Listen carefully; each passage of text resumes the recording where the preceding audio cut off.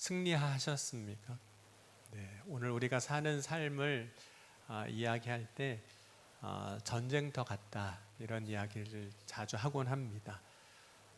출근하고 퇴근할 때 출근 전쟁 치르시잖아요. 퇴근 전쟁 치르시고, 또 학교도 요즘 물론 총칼은 없지만 치열하잖아요. 입시를 위해서 공부하고 또 준비하는 그 모든 것들이, 그리고 대학에 가서 또 뭐 취업하는 일, 또 여러분 가정은 괜찮으셨나요? 전쟁 치르지 않으셨나요?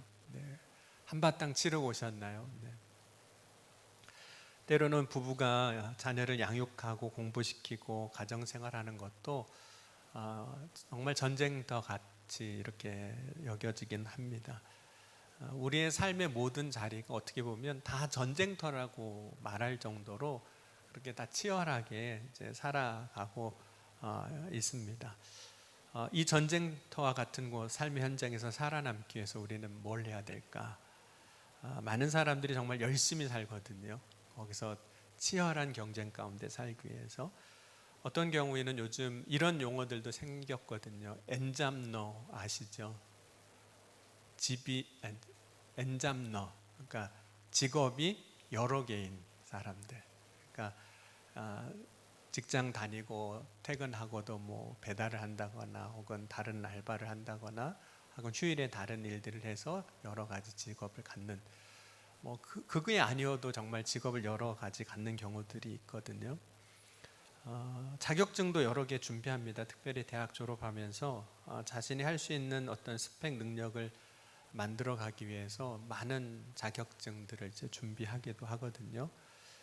그런데 정말 우리가 세상을 살면서 싸워야 하는 것들이 이것뿐인가? 그렇지는 않습니다. 우리 지지난주에 우리가 이 믿음에 대한 이야기를 하면서 세 가지 종류의 싸움에 대해서 이야기했거든요. 기억 안 나시죠? 네, 세 가지 얘기했어요. 첫 번째 싸움이 자기 자신과의 싸움.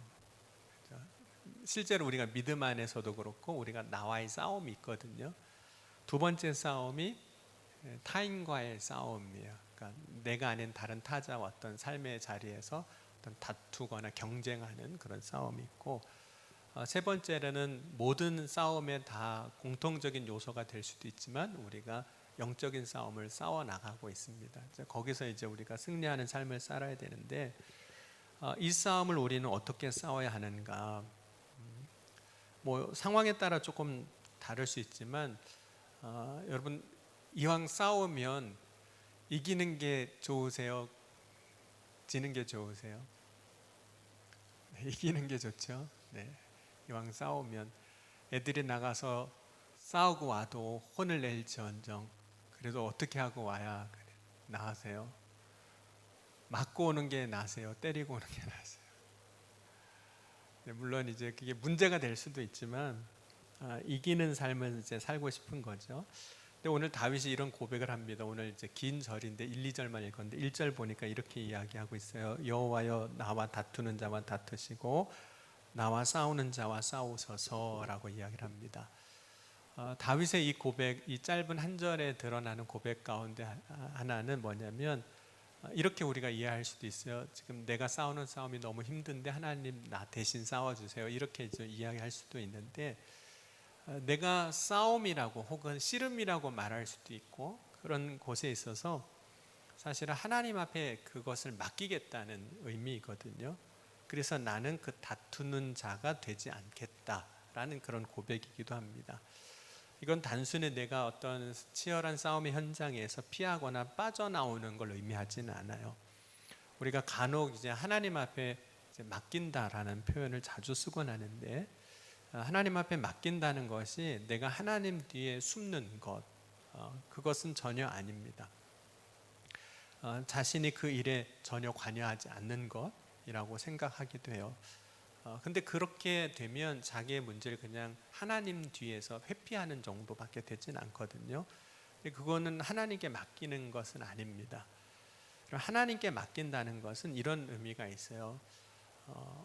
결과와 상관없이 그 일의 모든 것에 대해서 다 하나님 앞에 맡긴다는 겁니다. 우리가 기대하는 승리가 있을 수도 있어요. 반대로 우리가 기대하지 않는 혹은 원하지 않는 패배가 있을 수 있습니다. 어느 것이라 할지라도 하나님 앞에 맡긴다는 거거든요. 근데 여러분, 승리가 아닌 패배도 하나님 앞에 맡길 수 있으시겠어요? 승리가 아닌 패배도. 우리는 하나님 앞에 맡긴다고 할 때는 이런 경우에만 맡기려고 해요. 승리가 보장되는 경우에. 이건 하나님이 꼭 이기게 해주셔야 됩니다. 그러니까 제가 하나님 앞에 맡길 겁니다. 하나님이 이기게 하실 걸 믿고 맡기겠습니다. 이런 경향이 있다는 거죠. 그러나 그것이 진정 오늘 말하는 하나님 앞에 맡긴다는 의미는 아니라는 거죠. 여러분, 다윗의 인생을 보면 다윗이 여러 가지 인생의 경험들을 하거든요. 첫 번째 경험은 이제 아버지 집에 있을 때 이제 목동으로 살아갑니다. 양치기를 하는 거예요. 그 당시에 양을 치는 삶은 그냥 평범한 삶이에요. 다윗만 그렇게 산 게 아니라 그 베들레헴 주변에 살던 상당수 많은 사람들이 목축업을 했기 때문에 양을 친다는 건 뭐 일반적인 거죠. 그런데 어쨌든 다윗이 골리앗과 싸워서 이기게 되잖아요. 근데 골리앗과 싸워서 이긴 후에 다윗의 삶이 완전히 달라집니다. 그때부터 다윗은 목동으로 불리는 게 아니라 어떻게 불리기 시작했을까요? 용사로 불리기 시작해요. 왜냐하면 골리앗을 이겼기 때문에. 특별히 이스라엘 중에 골리앗을 대적할 만한 사람이 없었습니다. 심지어 사울 왕조차도 대적을 못하고 사울 왕의 군대도 대적을 못했지만 유일하게 다윗이 대적을 한 거잖아요. 그리고 이겼습니다. 그때부터 다윗의 이름이 세상에 나기 시작을 해요. 그 전까지는 다윗을 아는 사람이 있었을까요? 없었을까요? 없었어요. 뭐 목동의 이름을 누가 알겠습니까? 그런데 골리앗을 이기고 난 다음에 이름이 세상에 나기 시작해요. 다윗이 용사로 불리고 세상에 이름이 날 때 사울 왕의 사위도 되기는 했지만 다윗은 그때부터 이제 어려운 고난의 시간을 보내게 됩니다. 왜냐하면 사울 왕이 다윗을 이제 시기하기 시작해요. 왜냐하면 백성들이 이제 전쟁에서 돌아왔을 때 이런 노래를 부르거든요. 다윗이 죽인 사람은 만만이요 사울은 천천히다.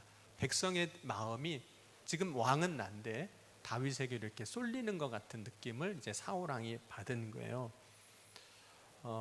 그때 이제 다윗을 사울 왕이 그때부터 시기하면서 죽이려고 하거든요. 근데 이게 싸움이에요. 여러분, 사울이 다윗과 싸울 필요가 있었을까요? 전혀 필요 없는 일이잖아요. 그런데 사울 왕이 정말 죽기 살기로 싸웁니다. 다윗을 죽이려고 해요. 그때 다윗은 사울 왕과 싸워야 되는 거죠. 싸워야 되는데 다윗이 사울 왕과 직접적으로 싸울 수가 없었습니다. 왜냐하면 사울 왕은 먼저는 하나님이 세우신 왕이에요. 그래서 다윗이 선택한 건 뭐냐면 내가 사울 왕이 나를 대적하고 있잖아요. 시기에서 대적하고 있으면 나는 어떻게 해야 되죠? 여러분, 그때 여러분 같으면 어떻게 하겠어요? 누군가가 나를 대적해요. 그러면 여러분 어떻게 하시겠습니까? 맞짱 떠야죠. 네, 같이 싸워야죠. 근데 사울이 그렇게 다윗을 죽이려고 할 때 다윗이 싸우진 않습니다. 다윗이 선택한 건 뭐냐면 사울 왕을 피하여 도망가는 거예요. 그러니까 여러분, 사울 왕을 피해 도망가는 게 되게 어떻게 보면 뭐 용사 같지 않은 모습이기도 하고 자신 앞에 있는 문제에 대해서 좀 회피하는 그런 모습처럼 보일 수도 있고 그 문제에 대해서 두려워하는 것처럼 보일 수도 있습니다. 그런데 다윗이 사울 왕을 피해 도망가는 모습만 보면 다윗이 굉장히 이제 비겁한 사람처럼 보입니다. 우리는 자신의 문제 앞에서 당당하게 대적하는 사람을 용감한 사람이라고 보통 이야기를 해요. 근데 다윗이 사울 왕을 대하는 모습은 골리앗을 대하는 모습과는 어떨까요? 너무 달라요. 골리앗 할 때는 그렇게 용사로 용감하게 싸웠는데 사울 왕과는 그렇게 하지를 않는다는 겁니다. 왜 그랬을까? 먼저 하나님이 기름 부음 받은 자여서 그랬고, 그럼 다윗이 골리앗을 이겼다면 다윗이 사울을 이길 수 있을까요? 없을까요? 여러분이 생각하실 때. 골리앗도 이겼는데 사울 못 이기겠어요?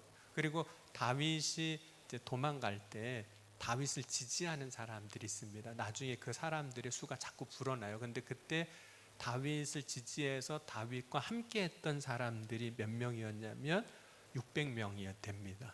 그러면 싸워볼 만하잖아요. 그런데 싸울 생각이 없습니다.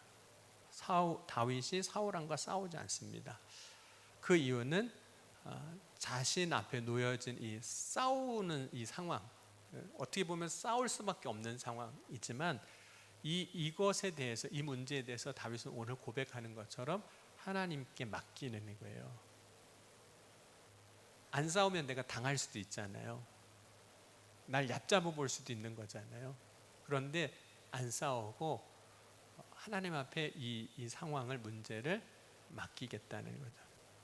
여러분, 하나님 앞에 우리가 뭔가를 맡긴다고 할 때 그래서 한편으로는 쉬워 보이기도 하고 한편으로는 되게 어려워 보이기도 합니다. 어떤 면에서 하나님께 맡긴다는 게 쉬워 보이냐면 그냥 하나님이 역사해 주실 것을 그냥 믿고 그냥 드리는 것만 보면 쉬워 보여요.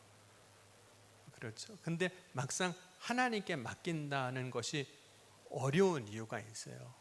그 첫 번째 이유는 뭐냐면 하나님께 맡긴다는 건 정말 하나만 맡기는 게 아니라 모든 걸 맡기는 것이기 때문에 그렇습니다. 자, 여러분은 하나님 앞에 맡길 수 있으시겠습니까? 이 질문을 할 때마다 제가 늘 하는 질문이 있었는데, 통장 비밀번호도 하나님 앞에 맡기실 수 있으시겠어요? 그렇다고 하나님이 안다고 인출해 가시진 않으실 거예요. 그러니까 너무 걱정하지 않으셔도 되는데, 하나님께 맡긴다는 것은 정말 모든 걸 맡긴다는 거예요. 내 삶의 모든 권한, 우리가 갖고 있는 권한이 있잖아요. 내가 결정하고 선택하고 행사할 수 있는 모든 힘, 이것도 다 맡긴다는 거예요. 드린다는 거예요. 그런데 거기에는 무엇까지도 포함되냐면 내 생명까지도 포함되는 거예요. 여러분, 하나님 앞에 여러분의 생명 맡기실 수 있으시겠어요? 하나님 뜻대로 하세요. 이렇게 하실 수 있으실까요? 가나안 땅에 이제 기근이 들었을 때 야곱이, 이스라엘이죠, 아들들을 애굽에 보냅니다. 애굽에 양식이 있었기 때문에. 그때 야곱의 아들들은 애굽에서 양식을 얻어오는데, 그때 애굽을 다스리던 총리가 자신들이 종으로 팔았던 동생 요셉인 줄은 꿈에도 몰랐어요. 그리고 이제 양식을 구하러 간 거죠. 그런데 요셉이 이제 형들이 왔을 때 형들을 시험합니다. 시험하는데 어떤 시험을 하게 되냐면, 당신들을 내가 보니까 정탐꾼이라는 거예요. 애굽을 정탐하러 온, 가나안 땅에서 온 정탐꾼이라는 거예요. 그러니까 이 형들이 우리는 그런 사람들이 아니라고, 우리는 이런 사람들이라고, 우리 아버지는 누구고 우리 형제는 누구고 하면서 베냐민의 동생 이야기를 쭉 하는 거예요. 그러니까 요셉이, 그러면 고향에 있는 그 베냐민, 동생이라고 했던 그 베냐민도 다 갔다가 다시 데리고 오면 너희들이 지금 나에게 말한 것이 사실인 것으로 믿고 정탐꾼으로 내가 생각하지 않고 양식을 풍족하게 주겠다라고 이야기를 하는 겁니다. 그러니까 이 야곱의 아들들이 이제 곡식을 가지고 다시 오는 거예요. 가나안 땅에 와서 아버지한테 얘기를 하는 겁니다. 우리가 이런 일이 있었고 베냐민이 가야 우리가 이제 안전하게 되고 양식도 다시 얻을 수 있다라고 하니까 아버지 야곱이 베냐민을 데리고 가는 것을 극구 반대합니다. 그 이유는, 이게 야곱의 문제일 수도 있는데, 여러분, 야곱에게는 12아들이 있거든요. 여러분에게는 자녀가 몇 명 있으세요? 네, 디나까지 하면 뭐 더 되는데 12아들이 있는데, 여러분, 자식이, 그냥 제가 왼손이 손가락이 5개밖에 없어서 그냥 5을 할게요. 자식이 5이면 다 이쁘세요? 네, 다 이쁘세요? 네, 맞아요. 다 이뻐요. 1번, 2번, 3번, 4번, 5번 다 이쁜데 사람 마음이 다 그런 거예요. 더 이쁜 손가락이 있는 거예요. 더 마음에 드는 자식이 있어요. 여러분, 성경에도 보면 이제 야곱은 누구를 더 이뻐했을까요? 요셉을 더 이뻐요. 근데 요셉을 더 이뻐했던 이유 중에 하나는 자기가 사랑하는 아내 라헬로부터 낳았기 때문에 이뻐했던 거예요. 근데 그 요셉이 이제 죽었다고 들었잖아요. 그리고 나중에 남은 자식이 누구냐면 베냐민입니다. 라헬로부터 낳은 아들이 베냐민이에요. 그러니까 처음에는 요셉을 그렇게 사랑하다가 이제 요셉은 죽은 줄 아니까, 죽은 줄 알았으니까 이게 누구를 사랑하는 걸까요? 베냐민을 사랑하는 거예요. 근데 만약에 지금 곡식을 얻겠다고 이 베냐민을 누명을 벗겠다고 데리고 갔다가 일이 생기면 어떻게 돼요? 큰일 나는 거잖아요. 그나마 내가 보고 살아왔던 이 사랑스러운 자식마저도 잃을 수 있게 되니까 안 된다고 이야기합니다. 여러분, 사람은 자신이 사랑하는 사람이거나 혹은 물건이 될 수도 있어요. 그것을 잃어버리는 것을 두려워합니다. 그러니까 상실에 대한 두려움을 다 가지고 있어요. 그렇기 때문에 야곱은 이 베냐민을 애굽으로 보내려고 하진 않았다는 거예요. 그런데 그 야곱이 어느 순간 자식들을 모아놓고 이렇게 이야기를 해요. 내가 베냐민을 보내겠다는 거예요. 왜 보내겠다고 하는 걸까요? 그렇게 반대하던 아버지가 야곱이, 그럼 베냐민을 보내지 않으면 먼저는 곡식을 얻을 방법이 없습니다. 이 기근을 벗어날 방법이 없어요. 그게 현실적인 문제이기도 해요. 표면적으로 드러난 그렇습니다. 그런데 정말로 그것이 진짜 이유였다면 아마 성경은 야곱을 믿음의 사람이라고 말하지 않았을 겁니다. 여러분, 야곱이 베냐민을 이제 애굽에 보내기로 결정하거든요. 이제 가라, 데리고 가라라고 할 때 이런 이야기를 합니다. 우리가 한번 찾아보겠습니다. 창세기 43장 13절과 14절입니다. 창세기 43장 13절 14절.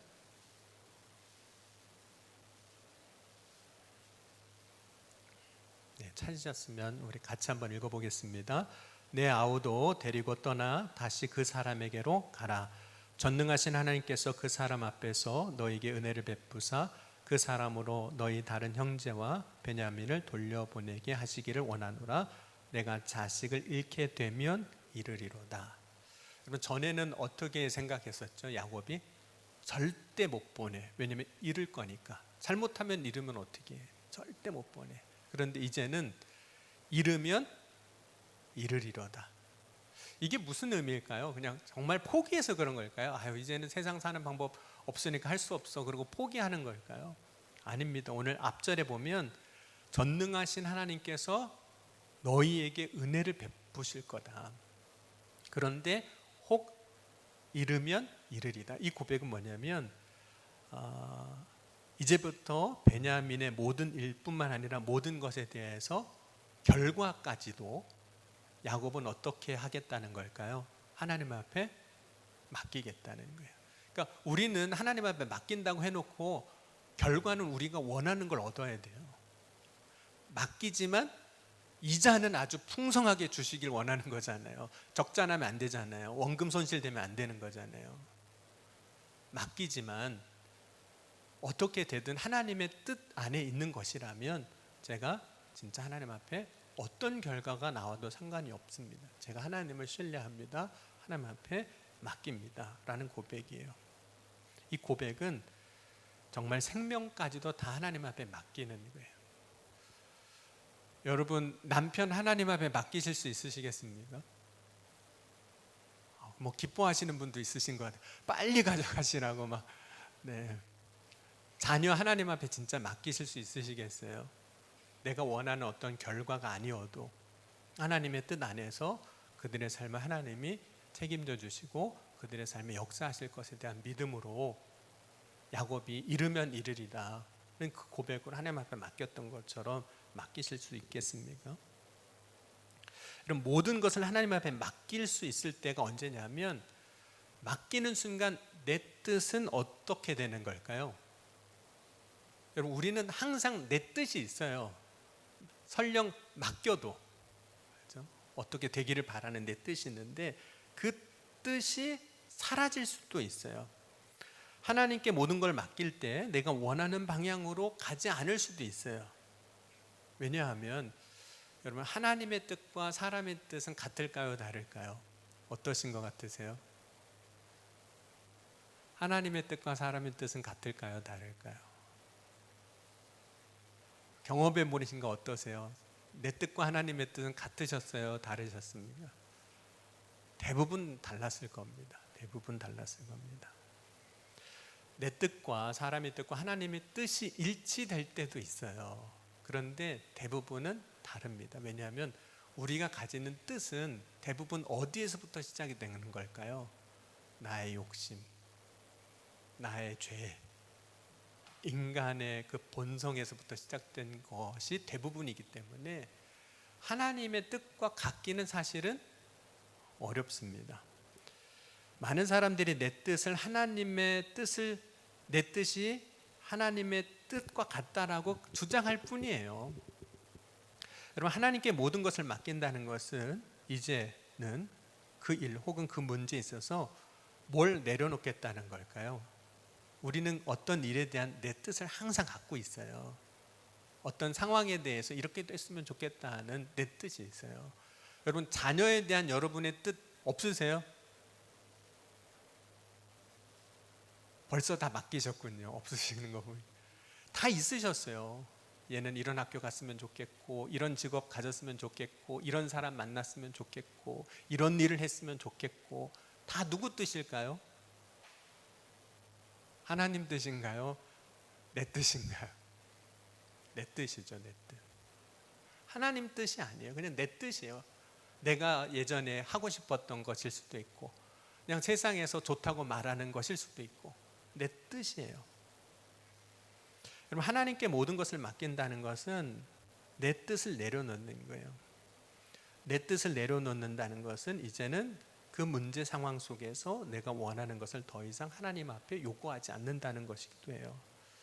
여러분, 우리는 늘 하나님께 요구하는 것이 있어 왔기 때문에 내가 내 뜻을 내려놓는 게 쉽지 않습니다. 여러분, 기도할 때도 다 누구 뜻으로 기도하세요? 내 뜻으로 기도하잖아요. 이거 해주시고, 이렇게 저렇게 해주시고, 이거 주시고, 다 누구 뜻이죠? 내 뜻으로 사실 하고 있었어요. 내 뜻이 이루어지기를 원하며 기도했던 겁니다. 여러분, 예수님께서 겟세마네 동산에서 기도하실 때 예수님의 뜻은 있으셨을까요? 없으셨을까요? 육신을 입고 오신 예수님의 뜻 있으셨을까요? 없으셨을까요? 이렇게 기도하셨어요. 나의 원대로 마시옵고 아버지 원대로 하옵소서. 여러분, 예수님이 나의 원이라는 것을 이야기하고 계시잖아요. 거기에 반하여 누구의 원도 있어요? 아버지의 원. 그러면 여러분, 나의 원과 아버지의 원하는 것은 같았다는 걸까요? 달랐다는 걸까요? 달랐다는 거예요. 그 달랐다는 것을 이렇게 말씀하고 있습니다. 아빠 아버지요, 아버지께서는 모든 것이 가능하오나 이 잔을 내게서 옮기시옵소서. 아버지여, 만일 아버지의 뜻이거든 이 잔을 내게서 지나가게 하옵소서. 내 뜻은 뭘까요? 십자가 안 지는 것. 그러니까 사람으로서는, 육신을 입고 계신 예수님으로서는 십자가 지고 싶지 않으신 거죠. 여러분은 어떠세요? 십자가 지고 싶으신가요? 네. 교회에 있는 십자가는 다 지고 싶으시죠? 네. 가정에 있는 십자가는 다 지고, 내가 믿음 생활하는 동안 십자가라고 여겨지는 게 있으면 주님, 제가 다 지고 가겠습니다. 그런 마음이세요? 아니면 주님, 저 십자가 좀 치워주세요. 좀 지나가게 좀 해주세요. 좀 내 눈에 좀 안 보이게 좀 해주세요. 왜냐면 보이면 자꾸 거슬리니까, 마음이 불편하니까 지나가게 해달라고. 예수님도 그 뜻이 있으셨어요. 그런데 그때 자신의 자신의 뜻을 어떻게 하셨을까요? 내려놓으시는 거예요. 그게 하나님 앞에 맡기는 거예요. 그때 비로소 이제 예수님을 잡으러 오는 사람들에게 잡히시는 거예요. 잡히시는 거. 그렇다면 우리는 이런 질문을 할 수 있습니다. 하나님의 뜻을 잡고 가는 것은 내가 무기력하게 사는 삶을 사는 건가? 내가 원하는 거 주장도 안 하죠. 그거 다 포기하고 그냥 어떤 때는 예수님 겟세마네 동산에서 잡혀가시는 것처럼 그냥 아무 저항도 못하고 그냥 그대로 끌려가는 것처럼 보일 수도 있는 거잖아요. 그러면 나는 믿음으로 산다는 거는 정말 세상에서는 좀 무기력하게 사는 건가? 여러분, 이스라엘 백성들이 출애굽한 후에 이제 홍해에 가로막히게 됩니다. 이스라엘 백성들이 그때 하나님을 원망해요. 자신을 이끌고 나온 지도자 모세를 원망합니다. 이들이 백성들이 이런 이야기를 합니다. 차라리 애굽에 있었으면 좋았을 것을 우리로 이 땅에 이끌어 나와서 망하게 만들었다라고 얘기해요. 출애굽기 14장 11절 보면 우리를 내버려 두라. 우리가 애굽 사람을 섬길 것이라 하지 아니하더냐. 애굽 사람을 섬기는 것이 광야에서 죽는 것보다 낫겠노라 라고 이야기를 합니다. 이때 사람들의 모습을 보면 어떻게든지 살고 싶어서 이런 얘기 하는 거잖아요. 여러분, 자신의 최선을 다하는 모습일 수 있습니다. 그 순간에는 어떻게든 살려고 막 발버둥 치니까. 여러분, 자신의 최선을 다하는 것은 사실상은 모세가 하는 거예요. 모세가 그때 무엇을 하냐면 이 상황 속에서 하나님만 의지하는 거예요. 여러분, 왜 하나님을 의지하는 것이 최선이 되냐면 여러분, 이스라엘 백성들이 그 상황에서 실제적으로 그 문제를 해결할 수 있는 힘과 능력과 방법이 없습니다. 홍해로 막혀 있어요. 뒤에는 애국 군대로 막혀 있습니다. 이스라엘 백성들이 그 순간 할 수 있는 건 진짜 하나님을 의지하는 것밖에 없어요. 하나님 앞에 맡기는 것밖에 없는데 그럴 때조차도 뭔가를 하려고 한다는 거예요. 인간은 진짜 하나님 앞에 맡겨야 되는 순간임에도 불구하고 우리는 뭔가를 한다는 거죠. 우리가 종종 이런 생각합니다. 내가 최선을 다하면 다 되는 거 아닐까? 물론 우리가 해야 할 것이 있을 때는 최선을 다해야 합니다. 그것조차도 하지 않은 것에 있어서 우리는 그것을 게으름이라고도 이야기할 수 있어요. 해야 할 것을 하지 않는다면 최선을 다하지 않는 겁니다. 그런데 아무것도 할 수 없을 때조차 무엇인가를 하려고 하는 것은 최선일까요? 최선이 아닐까요? 아무것도 할 수 없는 상황인데 뭔가를 하려고 하는 거예요. 그런 경우는 오히려 문제를 더 만드는 경우들이 있습니다. 어렵게 만드는 경우가 있어요. 여러분, 모세가 그 홍해로 가로막혀 있고 애국 군대로 막혀 있는 이스라엘 백성들 향해서 이런 이야기를 합니다. 너희는 두려워하지 말고 가만히 서서 여호와께서 오늘 너희를 위하여 행하시는 구원을 보라. 여호와께서 너희를 위하여 싸우시리니 너희는 가만히 있을지니라. 이 가만히 있으라는 이 말이 무슨 의미일까요? 그럼 그때는 이스라엘 백성은 사실 할 수 있는 게 없어요. 그런데 할 수 있는 게 없는데도 인간은 뭔가를 하려고 자꾸 해요. 그때 모세가 가만히 있어 라고 이야기해요. 그 가만히 있어는 뭐냐면 하나님께 좀 맡겨봐. 하나님께 좀 맡겨봐. 여러분, 정말 하나님께 맡겨보실 수 있으실까요? 어떤 때는 가만히 있는 게 이상할 정도일 때가 있잖아요. 모세는 이스라엘 백성들에게 하나님 앞에 맡기고 하나님을 기다리는 것이 최선이라고 이야기를 해주는 겁니다. 여러분, 다윗의 경우로 다시 오늘 본문으로 올게요. 다윗의 경우는 무엇이 최선일까요? 여러분, 다윗이 하나님이 일하시기를 내 삶에 일어난 문제 가운데서 지금 사울 왕은 나를 죽이려고 해요. 근데 나는 거기에 대해서 지금 대적하지 않고 있어요. 하나님이 일하시기를 기다릴 때 다윗을 도와주겠다고 앞서 이야기한 것처럼 싸우겠다고 하는 600명의 사람들이 있었습니다. 충분히 자신의 힘으로 사울 왕을 대적할 만한 힘을 가진 셈입니다. 다윗이 대적하지 않아요. 그리고 어떻게 하냐면 하나님 앞에 맡깁니다. 홍해 앞에 선 거랑 조금 다른 상황일 수도 있지만 하나님 앞에 맡겨요. 이때 다윗이 사울 왕을 어떤 방식으로 대적하는 것이 최선이 아니라는 걸 알았어요.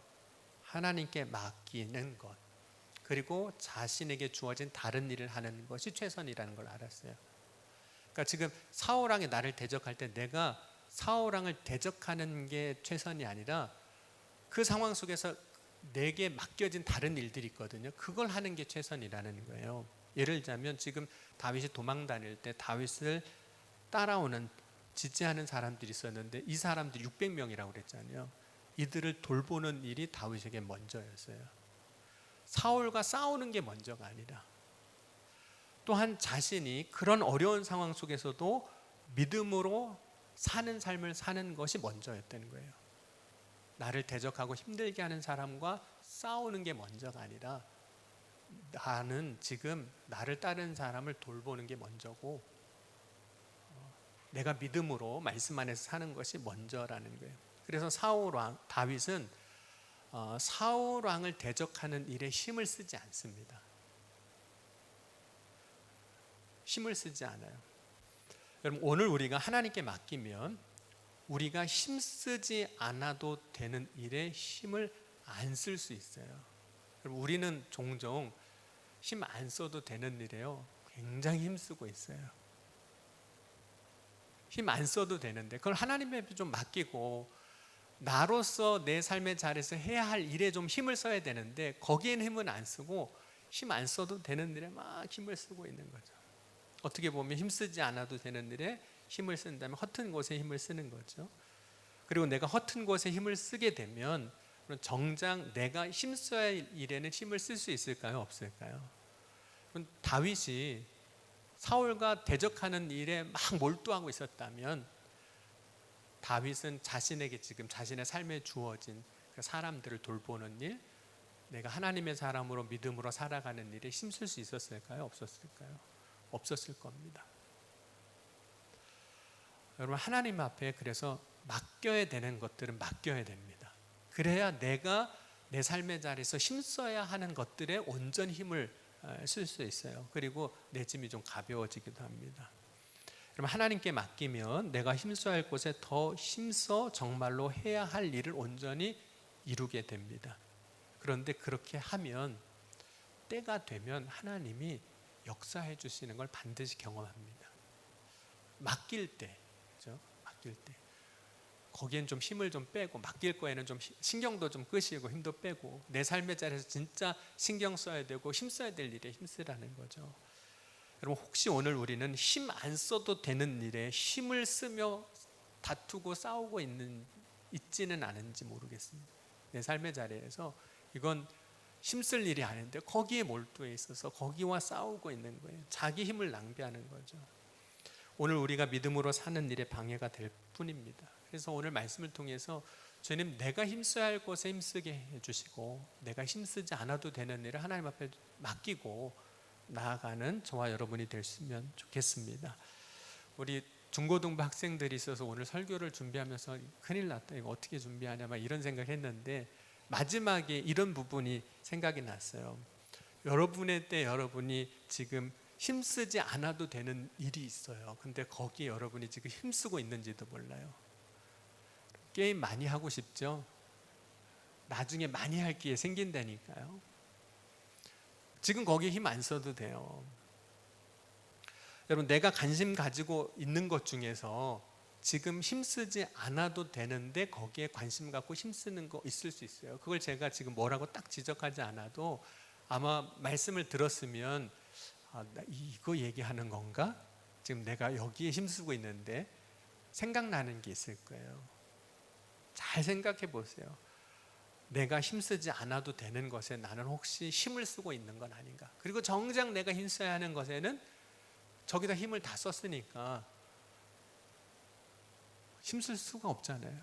그래서 졸고, 힘써야 될 때 졸고, 힘써야 될 때 힘이 없어서 하지 못하는 일들이 생길지도 모릅니다. 여러분, 힘의 방향을 바꾸면 우리가 얻을 수 있는 게 더 많습니다. 그러니까 힘쓰지 않아도 할 곳에 힘 안 쓰고 정말 힘써야 하는 곳에 힘쓰잖아요. 그러니까 힘의 방향을 바꾼 거잖아요. 이거는 이제 하나님 앞에 맡기고 우리가 힘써야 할 것에 더 힘을 쓰면 우리가 얻을 수 있는 게 더 많아요. 그러니까 여러분, 우리의 삶에 있어서 내가 힘쓰지 않아도 되는 건데 거기에 붙잡혀 있어서 힘쓰고 있다면 정말 믿음으로 그 부분을 하나님 앞에 맡겨보세요. 하나님 앞에 맡기고 하나님이 때가 되면 그 부분에 역사하실 겁니다. 그리고 정말 내가 힘써야 할 것, 내 삶에서 믿음 안에서 힘쓰면 하나님이 그 일에도 역사하셔서 우리가 허튼 데 힘쓰지 않은 것에 좋은 결과를 또한 얻게 해 주실 줄 믿습니다.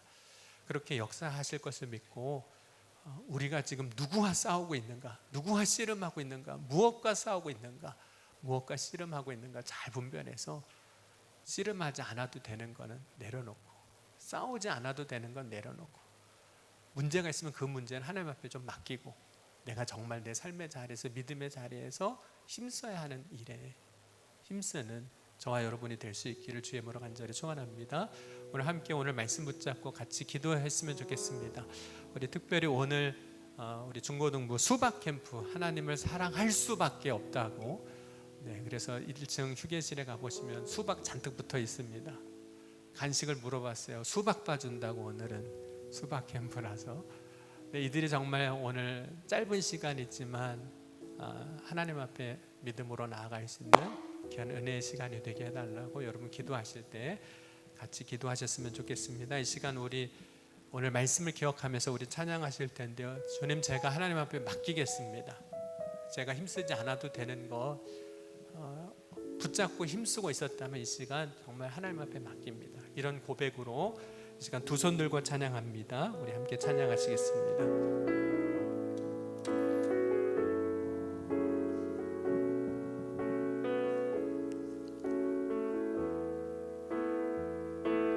두 손 들고 찬양합니다. 두 손 들고 찬양합니다. 찬양합니다. 다시 오실 왕, 다시 오실 왕, 여호와께 오직 주만이 나를 다스리네. 우리 다시 한번 고백합니다. 두 손 들고 찬양합니다. 두 손 들고 찬양합니다. 찬양합니다. 다시 오실 왕, 다시 오실 왕, 여호와께 오직 주만이 나를 다스리시네. 나를 다스리네. 나 주님만을 섬기리, 나 주님만을 섬기리. 헛된 마음 버리고 성령이여 내 영혼 충만하게 하소서. 나 주님만을 섬기리, 나 주님만을 섬기리. 헛된 마음 버리고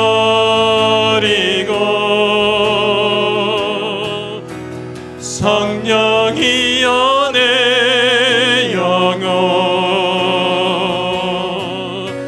충만하게 하소서. 주님 앞에, 주님 앞에 내 생명 드리리라. 우리 다시 한번 찬양합니다. 두 손 들고 찬양합니다. 두 손 들고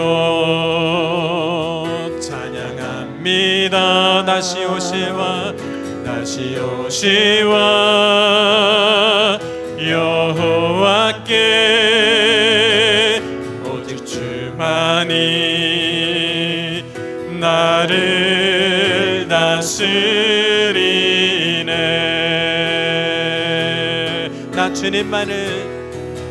나 주님만을 섬기리.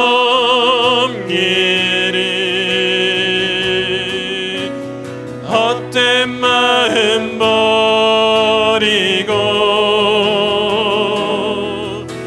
성령이여 내 영혼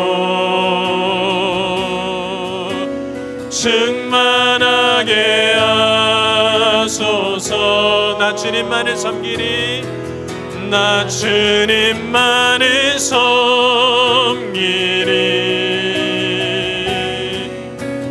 헛된 마음 버리고 성령이여 내 영혼 성령이여 내 영혼 충만하게 하소서. 충만하게 하소서. 우리 마지막으로 고백합니다. 나 주님만을 섬기리. 헛된 마음 버리고 헛된 마음 버리고 성령이여 내 영혼 성령이여 내 영혼 충만하게 하소서. 충만하게 하소서. 주님 앞에 내 생명 드리리라. 주님 앞에 내 생명 드리리라. 주님 앞에 내 생명 드리리라. 우리 시간 함께 기도할 때 오늘 특별히 우리 중고등부 자녀들을 위해서 기도하셨으면 좋겠습니다. 주님, 이들을 다 주님 앞에 맡깁니다. 주님의 선하신 뜻 가운데 이들을 인도하여 주시고 이들의 삶에 친히 개입하시고 간섭하여 주셔서 하나님의 선하신 뜻이 이들의 인생 가운데 나타날 때 그 놀라운 역사가 무엇인지 우리에게 보게 하여 주실 줄 믿습니다. 오늘 이 시간 내 뜻은 내려놓고 우리의 자녀들을 향한 하나님의 뜻이 무엇인지 깨달아 알게 하시고 그들에게 선하신 뜻이 분명하게 증거되게 하여 주셔서 하나님이 주시는 그 선하신 뜻을 붙잡고 믿음으로 나아가는 주의 자녀들이 되게 하여 주옵소서. 이 시간 함께 기도하시고 또 오늘 이 저녁에 오늘 말씀 붙잡고 주님, 제가 이 시간 허튼 것을 붙잡고 싸워왔다면 이 시간 그것을 내려놓고 주님 앞에 맡기고 온전히 내 삶의 자리에서 감당해야 할 것들을 믿음으로 감당하며 우리가 싸워야 할 선한 싸움을 온 힘을 다하여 싸워 이기는 승리의 삶을 살게 하여 주옵소서. 우리의 힘의 방향을 바꾸게 하여 주옵소서. 싸워야 할 것을 싸우게 하시고 싸우지 말아야 할 것을 온전히 주님 앞에 맡기고 믿음으로 나아가는 은혜를 우리에게 허락하여 주옵소서. 이 시간 주여 세 번 부르짖고 오늘 말씀 붙잡고 우리 통성으로 기도할 때 우리 특별히 중고등부 안수기도 받기 원하시는 학생들이 있으면 우리 앞으로 나오시면 우리 기도하는 시간에 기도하도록 하겠습니다. 우리 주여 세 번 부르짖고 함께 통성으로 기도하겠습니다. 주여